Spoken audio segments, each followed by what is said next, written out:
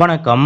ராஜ்யசபா தேர்தல் திமுக வேட்பாளராக கவிஞர் சல்மாவை களமிறக்கிய முதலமைச்சர் ஸ்டாலின். அப்படி கவிஞர் சல்மா அவர்களை முதலமைச்சர் மு.க.ஸ்டாலின் அவர்கள் எதற்காக தேர்ந்தெடுத்தார் தெரியுமா? இதை பத்தின முழு விவரத்தோட இப்ப நம்ம பார்க்கலாம். மாநிலங்களவை உறுப்பினர்களின் பதவிக்காலம் 6 ஆண்டுகளாகும். அந்த வகையில் தமிழ்நாட்டில் உள்ள மாநிலங்களவை உறுப்பினர்களான திமுக கட்சியைச் சேர்ந்த வழக்கறிஞர் வில்சன், தோமுச தலைவர் சண்முகம், எம். அப்துல்லா மற்றும் திமுக கூட்டணி கட்சியைச் சேர்ந்த மதிமுக பொதுச் செயலாளர் வைகோ ஆகியோரின் பதவிக்காலம் வரும் ஜூலை 24ஆம் தேதியுடன் நிறைவடைய உள்ளது. இந்த நிலையில் மாநிலங்களவை தேர்தல் தேதியை இந்திய தேர்தல் ஆணையம் அறிவித்துள்ளது.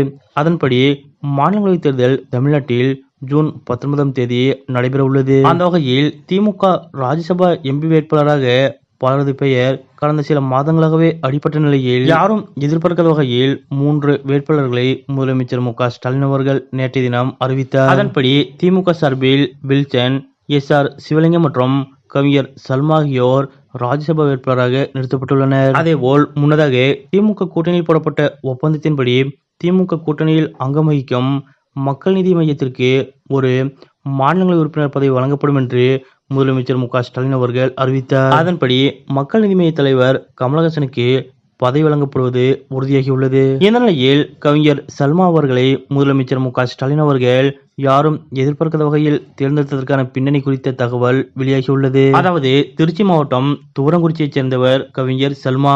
இவரது இயற்பெயர் ரொக்கையா மாலிக். இவர் எழுதிய 2ஆம் ஜாமங்களின் கதை மற்றும் ஒரு மாலையும் இன்னொரு மாலையும் மற்றும் பச்சை தேவதை உள்ளிட்ட கவிதையின் தொகுப்புகள் மக்கள் மத்தியில் பெரிதும் பேசப்பட்டது. பொன்னம்பட்டி பேரூராட்சி தலைவராக இருந்த கவிஞர் சல்மா அவர்கள் கடந்த 2006 சட்டமன்ற தேர்தலில் திமுக சார்பில் மருங்கபுரி தொகுதியில் போட்டியிட்டார். ஆனால் அந்த தேர்தலில் அவர் தோல்வியடைந்தார். பிறகு தமிழ்நாடு சமூக நலவாரிய தலைவியாக அவர் நியமனம் செய்யப்பட்டார். இதனைத் தொடர்ந்து கவிஞர் சல்மா அவர்கள் திமுக மகளிர் அணியில் பிரச்சார குழு செயலாளராக பதவியேற்று பணியாற்றினார்.